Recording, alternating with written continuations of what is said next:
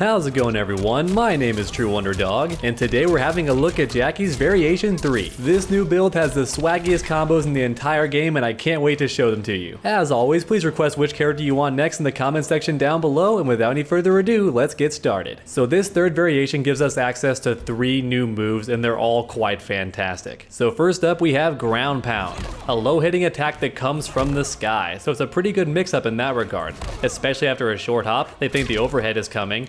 Catch them low instead. It's a little bit slower, but online it's going to be very tough to react to. Not to mention you can also do it after a jump in for an overhead low mix-up, which is very sneaky. And perhaps trickiest of all, you can actually use it to replace overheads and strings, though it's a bit difficult. So Jacqui does have some strings that end in overheads, and instead of completing the string, you could super jump and then cancel that super jump immediately with the ground pound. It's not the easiest thing to do and does require some fast fingers, but my god is that a mix-up. You think the overhead is coming, in fact you know it, but nope, super jump and then low. Very sneaky. And then just in case you want a little extra damage, you can amplify it and get a second low. It's also a bit safer on block as well, though both versions are punishable. -17 for the regular and -14 for the enhanced version, so neither one is safe on block, but at the very least it is a little bit tougher for the opponent to punish. And once again, if you ever do want a little extra damage, just spin that bar, and it also gives you the knockdown, which can be pretty good, but on hit this move is +8, so that can be great for mix-ups in the corner.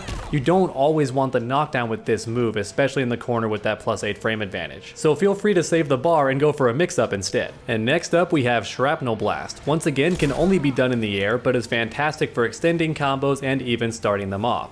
And technically it is unsafe on block, but if you spin the bar, you can attack on the way down and now you're suddenly not punishable anymore. And that's really good because spinning the bar is the go-to way to extend combos in this build. You can super jump cancel to keep a combo going, all sorts of crazy stuff, or simply do it after a jump in. That can extend combos too, or even better, start off with this, then jump in on the way down. That's 2 very easy ways to start combos with this move, but once again, it's also fantastic for extending combos. And of course, this move can also be great against opponents who love to do wake up attacks.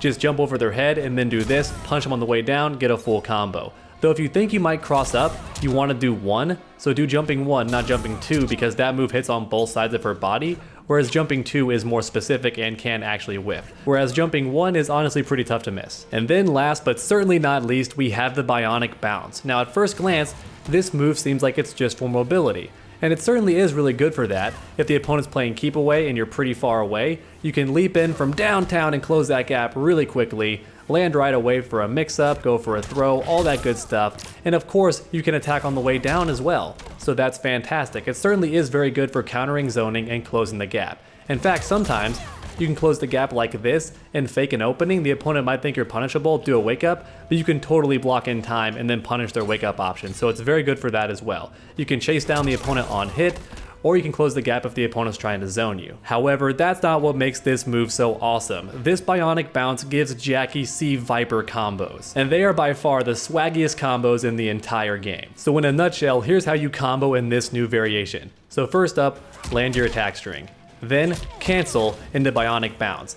And then the second you leave the ground, do Shrapnel Blast and then spin the bar to continue the combo. It sounds really difficult to do, and at first it might be, but once you get the timing down, it's some very easy damage and allows Jacqui to combo off of everything. So just in case you didn't play Jacqui before, let me explain why that's such a big deal. So Jacqui has this move right here. It's her go-to combo extender, but certain strings just don't reach, and it's very frustrating. Even her go-to moves don't reach, so she has to do stuff like this, or she can do this. And outside of the corner, that was all she had. But now with the addition of Bionic Bounce combined with Shrapnel Blast, she can now convert off of everything, including this string and even her low starter. That's right, she can do these outside of the corner now, and it's fantastic. So before, if I landed this string from mid-screen, all I could really do was this. Unless I was in variation 1, in which case I could maybe go for the clinch, but outside of that, all I could do was this, or maybe I shoot the feet and get the knockdown, because there's some good frame advantage, right? But that's all I could really get. There wasn't much damage to be involved. But now, in this new variation, I can do this. And that's not even the most damaging combo, that's the easy combo route. Here's a more swaggy version that does even more damage and still only costs you 1 bar. So that's some pretty decent damage, although it is quite tough to do, and if I'm being honest, I do think these combos should do a little bit more damage for the amount of effort they take. However, you could choose to spend 2 bars in the same combo and get a bit more damage that way.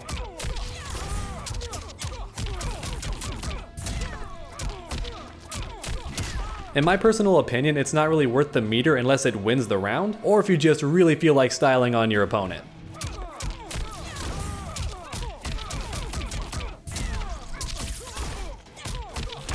And that's honestly about it for this variation. Not very much to it, but it is a combo monster. We thought Katana was the combo queen? No, Jacqui Briggs is the combo queen. And once again, these combos are certainly not easy to do, but they are so darn satisfying to pull off, and they can be done from anywhere. Mid-screen, corner, doesn't matter. Jacqui Briggs can now convert off of any hits she lands. So now it's time for the final verdict. Is this the best variation for Jacqui Briggs?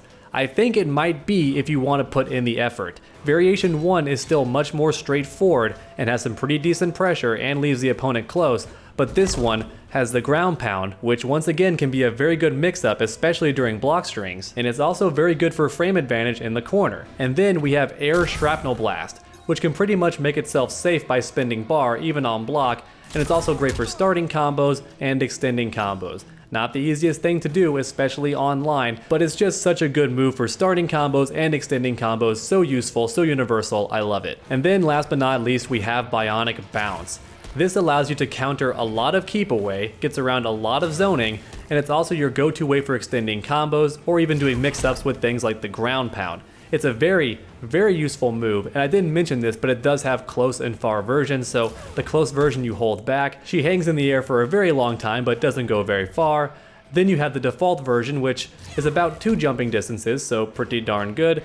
And then she has a far version, which isn't quite full screen, but is almost full screen. Sadly, she does not have a very far version, but it's still pretty darn good. And one minor gripe I do have is that her arc does get a bit more shallow the further she jumps. So in other words, her far version doesn't go quite as high as her close version, so it's not the best for avoiding zoning. You want to close the gap a little bit before going for this, that way you get a bit more height, because the far version doesn't get quite as high and might trade with some projectiles. You also don't want to be too predictable, as the opponent might start anti-airing you with certain moves like air-to-air throws or anti-air throws in Jack's situation, but most of the time you can just kick on the way down, or if you expect the anti-air, you can cancel early with moves like her ground pound, and that will send you down sooner, and the opponent's attack might whiff. So you do it a bit early, the opponent whiffs their move, and you catch them on the way down with the full combo punish. It's certainly very, very meta, but I definitely could see it happening, especially at high level. And last but not least, the combos. These combos admittedly don't do a lot more damage than Variation 1, but they're very useful and you can do them anywhere, even outside of the corner. So even though they are much tougher to do, you can do them from anywhere. So once you get that down, you're gonna hurt the opponent from anywhere on screen. No matter how you want to start the combo, you can get a full combo conversion in this build. So overall, I really do think it's the best of her 3 variations. The combos are a bit tougher and you do have to work a little bit more. I certainly do wish the combos did a little bit more damage since they're so tough to do, but at the same time, being able to do them from anywhere on screen feels like it makes up for it. But please let me know your thoughts in the comment section down below. And while you're down there, go ahead and leave a like if you enjoyed the video. It really does help my channel out a ton. And finally, why not keep that combo going by subscribing and ringing that bell? That way you never miss a future video. Make sure to come back next time, and as always, stay underdogs.